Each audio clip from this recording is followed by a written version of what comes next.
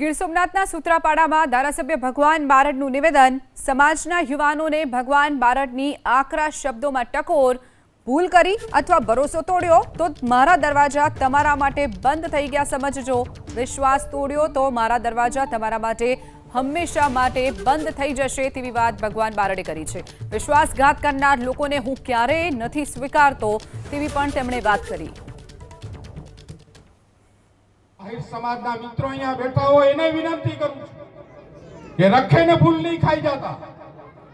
જાહેર મંચ ઉપરથી કહું છું કે કાલે તમે જો રખેને ભૂલ ખાધી, તમે કાલે વિશ્વાસ તોડ્યો, કાલે ભરોસો તોડ્યો તો તમે પણ તમારા માટે મારા દરવાજા બંધ થઈ જશે।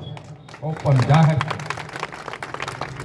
એવા લોકોને હું નહીં સ્વીકારું ક્યારે, કારણ કે અમે તમારા વતી કોકને ભરોસો આપતા હોય છે, અમે તમારા વતી કોકને વિશ્વાસ આપતા હોય છે। એ વિશ્વાસ તમારો ને મારો ન તૂટે ને એની ધ્યાન તમારે લોકોનો રાખવાનું આવે છે।